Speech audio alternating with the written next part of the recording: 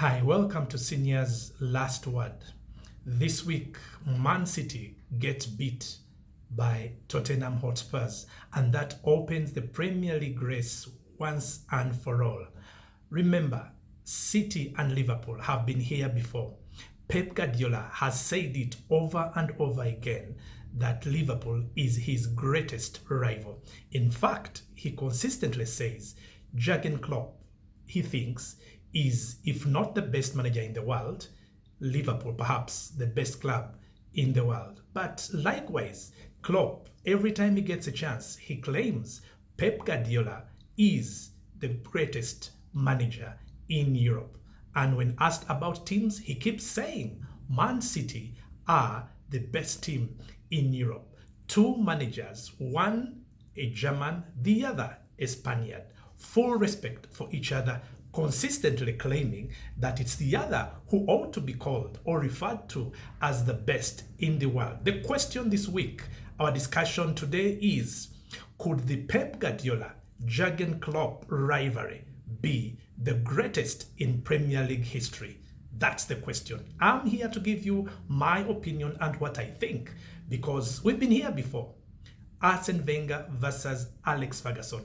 In their time, it was a duopoly. They were two managers who went at each other season in, season out. In the end, Arsenal managing to win 3 trophies, that is Premier League trophies, and of course, outwon by Sir Alex Ferguson. But remember, every time Arsenal were playing Man U, the Man U fans versus the Arsenal fans, it became perhaps one of the biggest rivalry in Premier League football. But the question today is not about the club, it's not about the fans, it's about the managers. Was the Arsene Wenger versus Sir Alex Ferguson rivalry bigger or better than what we are seeing today between Pep Guardiola and Jurgen Klopp?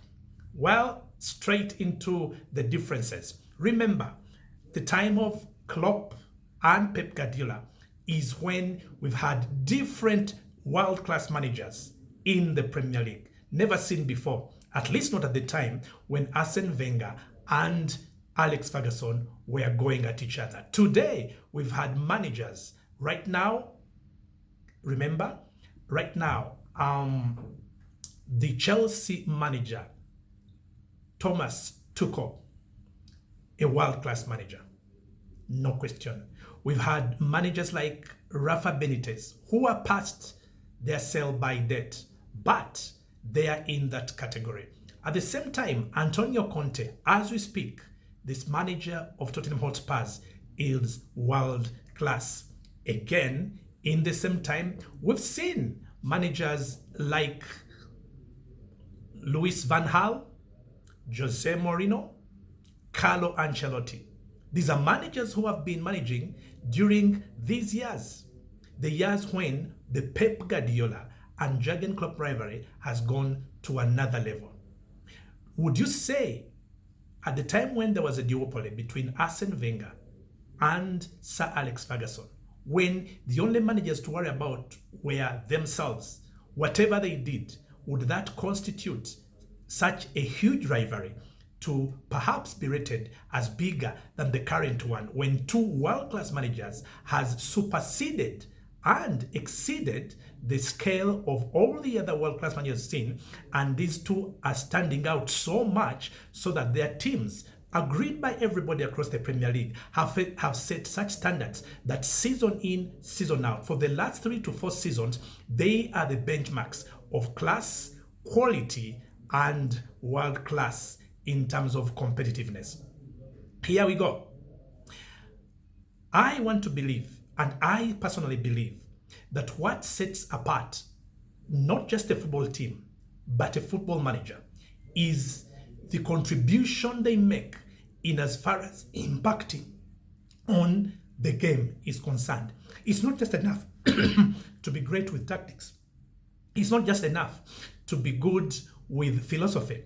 I think the greatest measurement would be the impact that a manager brings and makes to football. For example, a unique philosophy, distinct, so distinct that once it's there, It's the one that a club takes on and it defines their results, their football, and the identity of their football for years to come, not just one. That is one way. The style of football. Style is something that if a manager has and brings to a club and can keep it within the veins of that club, you can look at it not just 1 year, but 2, 3, 4, even 5 years and say, this was brought and instituted by X. And that way you will understand the impact of that kind of manager. Of course, also the level of competition. So Pep Guardiola and Jurgen Klopp, remember the discussion is, are they the greatest rivals in coaching terms since the premiership began? We are living now to see them. Pep Guardiola has been at Man City. This is his 6th year. Jurgen Klopp, I believe, is in his 5th year. So what is it that we can talk about and make a conclusion which probably can be sold to everyone out there? And could this also impact on the end result of the race that is now on between Liverpool and Man City before the close of this season? To start with, let's remember, Pep Guardiola has already won 3 titles and Man City. Jurgen Klopp has won just 1.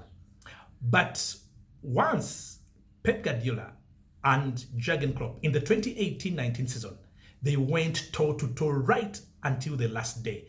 And Man City ended up winning that title by a single point. It was such a stiff competition, it left everyone breathless. It was always no eyes open until the very end. Beyond that, as we speak, with about 13 games to go, now potentially 6 points separating the two, but come this week, maybe if Liverpool can beat Leeds, it will be 3 points. With so many games to go, this could keep changing right up to the end. And these two teams have been there. They know how to go at each other. Remember, last season, when City won and Liverpool finished 3rd, City beat Liverpool by a whopping 17 points. A season before that, in the 2019-20 season, when Liverpool won the title and Man City finished 2nd, Liverpool beat Man City by a whopping 18 points. So here are 2 seasons when one is dominant, they show their dominance, not just by winning the title, but in between themselves, the number of points that separates them. They've done equally the same. 17 points are the points that City beat Liverpool to the title last season. 18 points are the points that Liverpool beat to City a season before that. And before that, remember, is when they went against each other and City beat Liverpool by 1 point to the title. What does it tell you? We go beyond that now and look at the whys. Remember, at a time when City have been the dominant team in the Premier League, for at least in terms of domestic competition, the last 4 seasons, when City have won 3 titles, they've won, of course, FA Cups and they've won League Cups in there. During this time, Pep Guardiola, unfortunately, for the standards that he has set on the pitch and results in the Champions League, he is yet to find success in Europe. He has only been in the final of the UEFA Champions League once, and that was last season against Chelsea, against whom they lost. So Pep Guardiola is yet to get success at Man City at a time when he's been so dominant and set such high standards of football, both domestically and internationally. Now, in that same time, Jurgen Klopp, who has only won 1 Premier League title vis-a-vis Pep Guardiola, he has won 1 Champions League title. He's been in the final twice after failing 2 or falling to Real Madrid much earlier. So those are 2 finals for Jurgen Klopp, winning once. Now, he has also won the FIFA World Club Cup.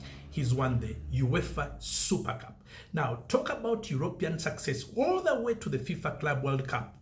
Jurgen Klopp has won and achieved right at the same time when Liverpool and City are playing in the same league, competing the same season in, season out. So whatever Liverpool have not been able to achieve the time when they've been beaten to the title by City, and when City have dominated the domestic competitions, Liverpool have taken their supremacy to Europe and shown the class they are above City. Now, this is the difference when we are beginning to understand.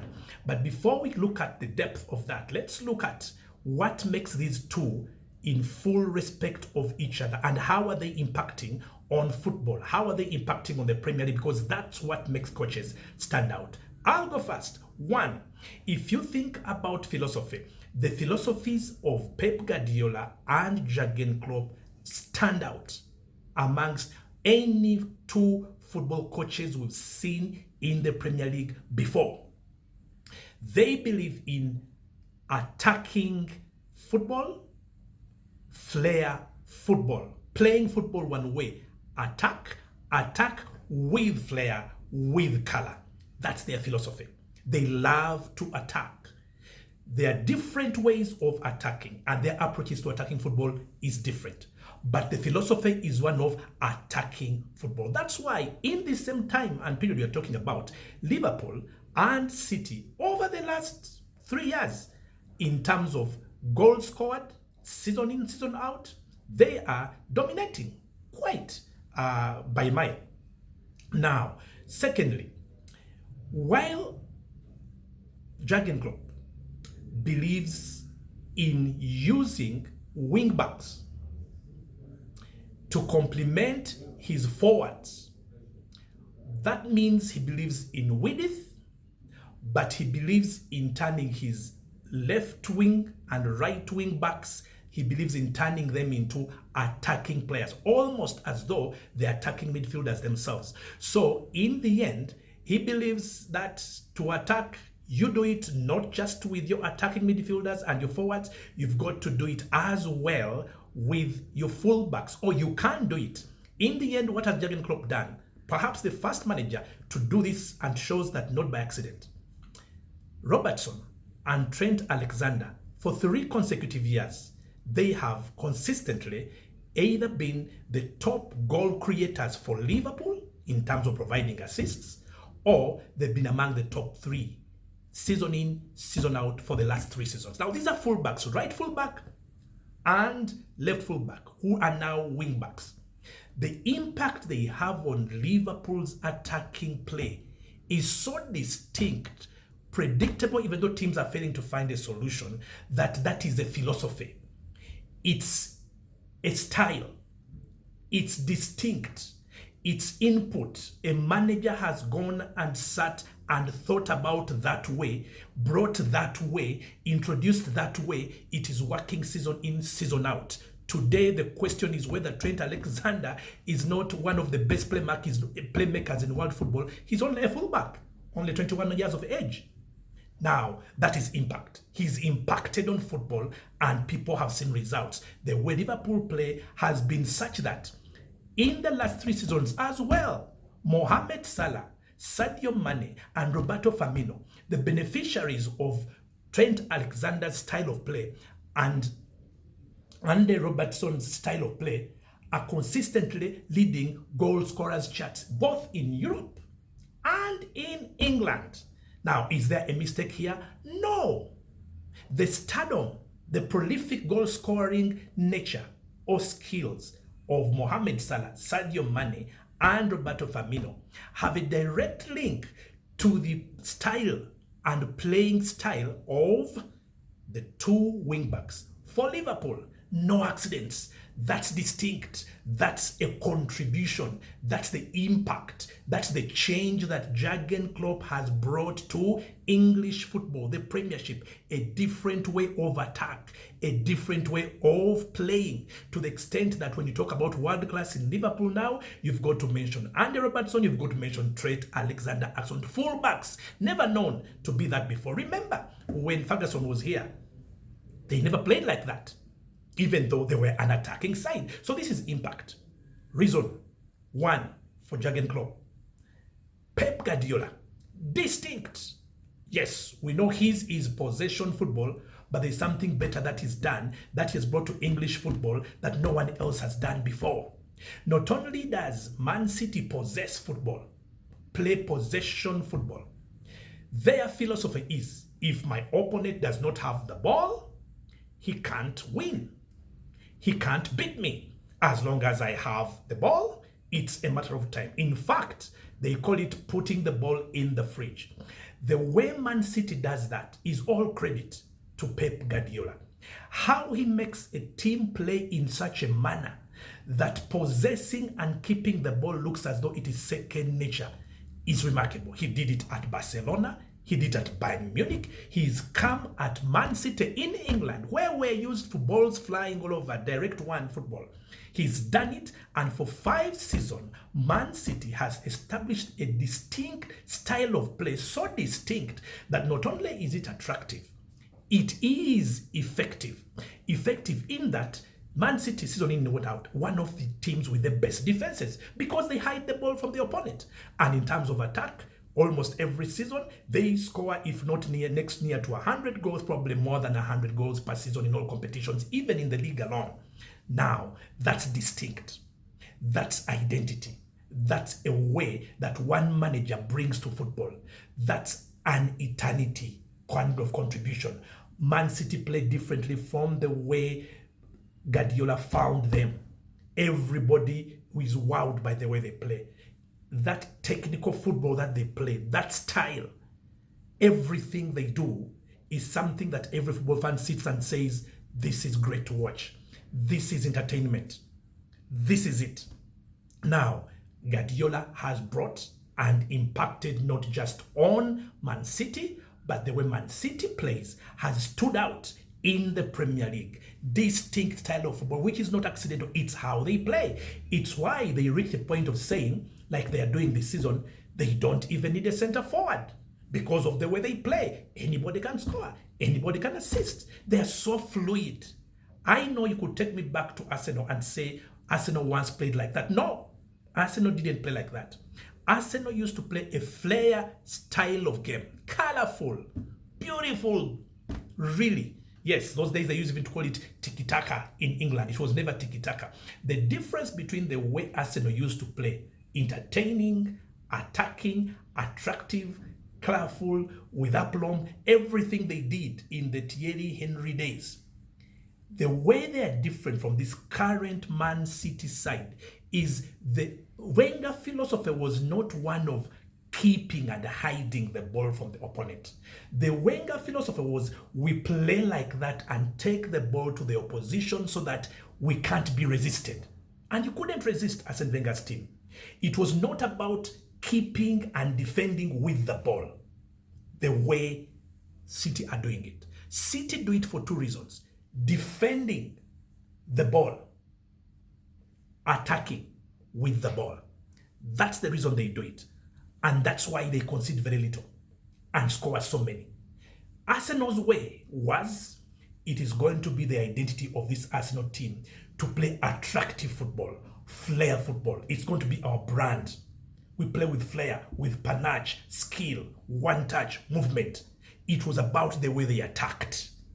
That's the difference. So the Pep Guardiola way is different from the Arsenal way.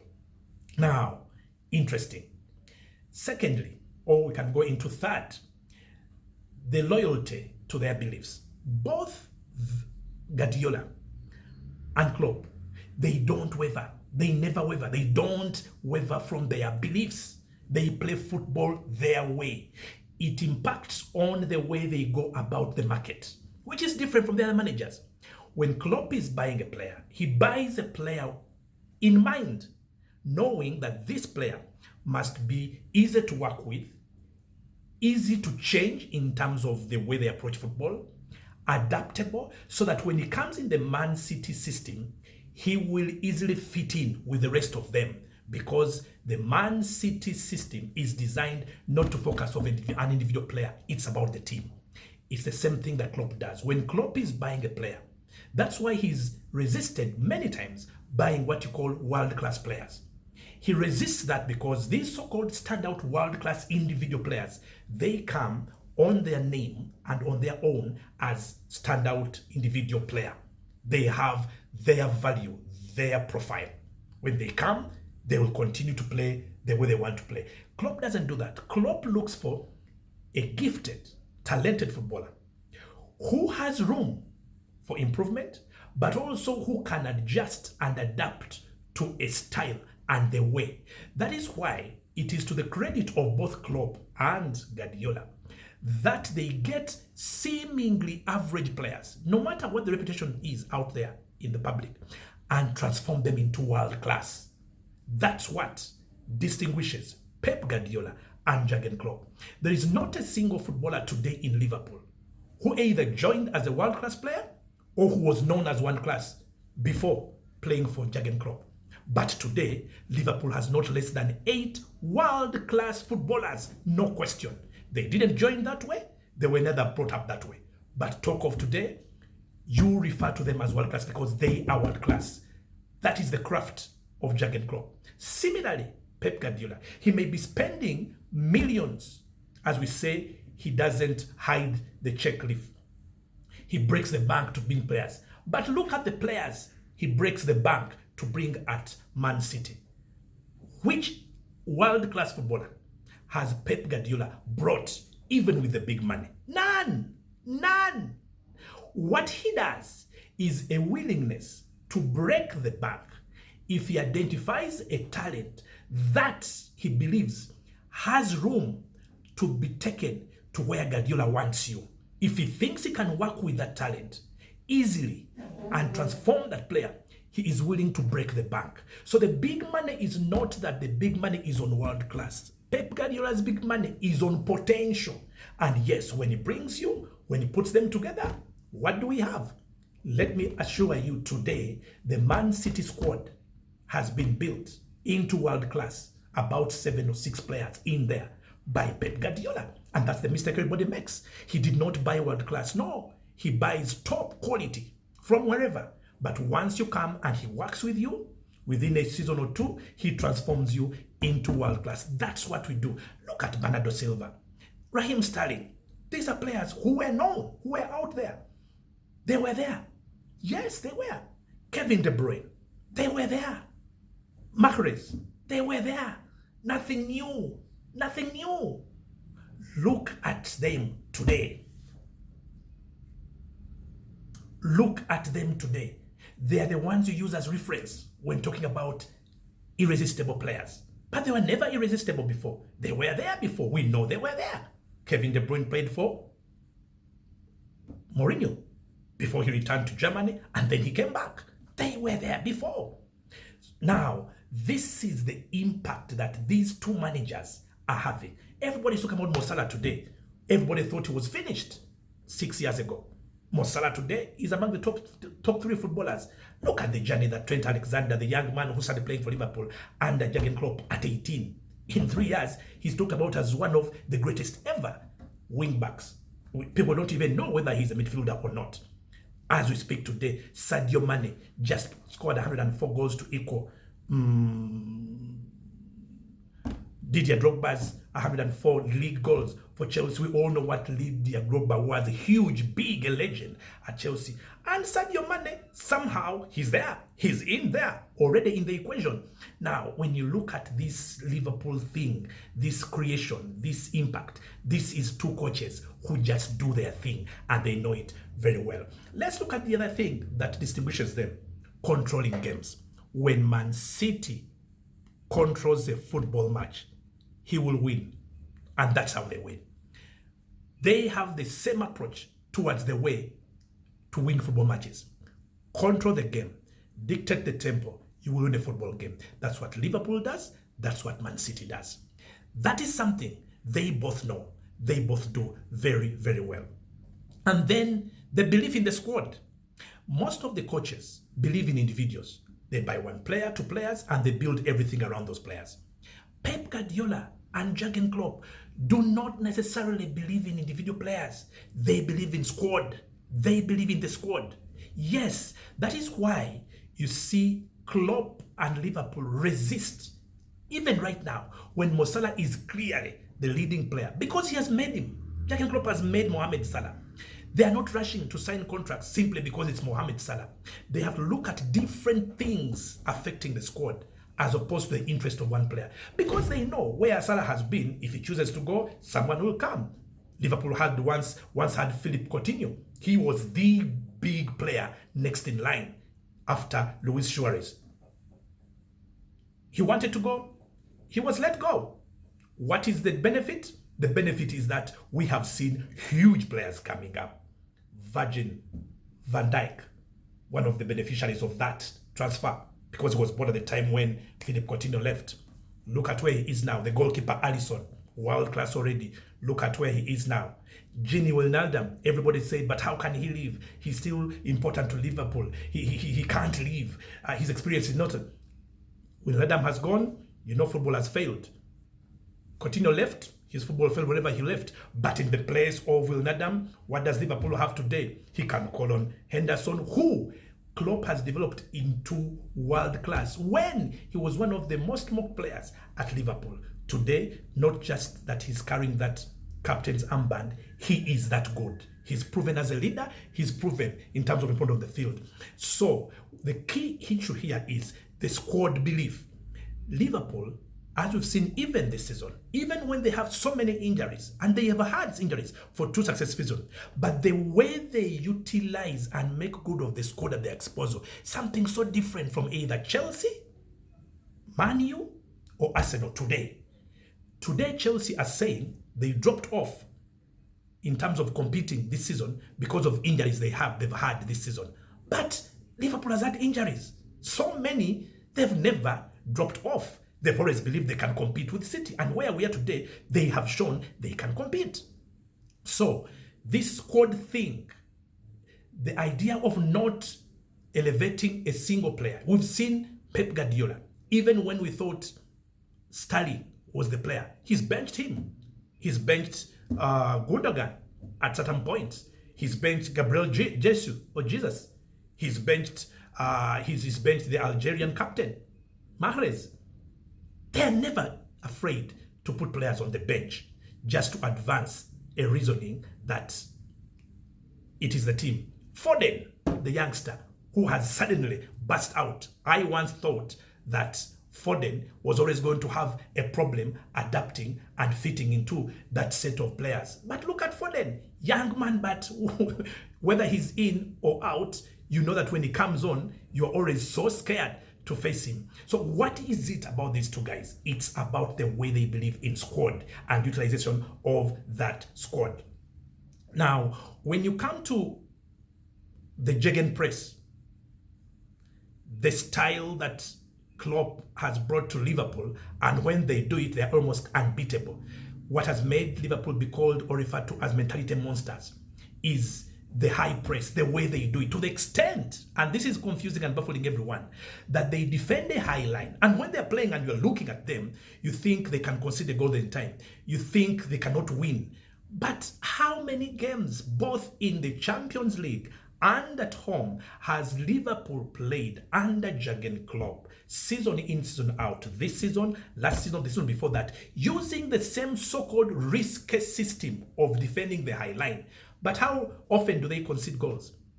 For 3 successive seasons, Liverpool's defense is one of the best 3. Today, they are actually in the top 4 best defense in the league. How many games do they lose this season? So far, they've lost 2. City have lost 3. The point is, this is a manager, Jurgen Klopp, who has his way of seeing and interpreting football. He's had his way and impacted a team, Liverpool, and adopted his way. Everything that the team is doing is the Jurgen Klopp way. It has worked. It has brought results. It has developed world-class players. It has won trophies. Today, he is still competing toe-to-toe with the team everyone keeps saying is the very best in the land, and that is Man City. That is impact. No wonder when Pep Guardiola speaks, he says, I am in full respect of Liverpool and their manager. In fact, he says they are so irritating because they do take you to the limit, push you to the limit. Respect. Jurgen Klopp says, man, City, what a great side. Now, It's a rivalry that is going beyond impacting the game style and how they play and how they approach football into fighting for titles. Remember, I'm telling you, at a time when there are many world-class coaches in England, these two are still standing out way above the rest. This season, we are all finally excited again because there is a race, and this race is going to go all the way to the finish. Rivalry is the Pep Guardiola rivalry with Jurgen Klopp, bigger and better than Sir Alex Ferguson and Arsene Wenger of the 1990s and 2000s, is what we are seeing today between Pep and Klopp. A better rivalry, a bigger rivalry, a more exciting rivalry than the one we saw between Ferguson and Wenger. I want to move to you today that certainly, in my opinion, because Jurgen Klopp and Pep Guardiola are playing at a time when we've seen so many world-class players coming to England. They're putting their thing out there and competing against these other top-class coaches in world football. Because it's all happening now, and still we use Liverpool and City as the benchmarks. Something that wasn't the case in Wenger and Ferguson's days. They were the only two bulls in the crowd. Nothing else we were able to see because of that reason. And because consistently we still continue to see the competition and the lift between these two teams. I move that the greatest coaching rivalry in the Premier League era is between Pep Guardiola, Jurgen Klopp. And one more reason to find out is the 2021-22 season, where it's all clear that this race, just like the 2018-2019 race, is far from over. We have a race for the next 12 to 13 games. Every game, every week is going to be worth waiting for. For yes, on my last word this week, I am saying that Pep Guardiola and Jurgen Klopp coaching rivalry is the greatest in the history of the Premier League. And that's my last word.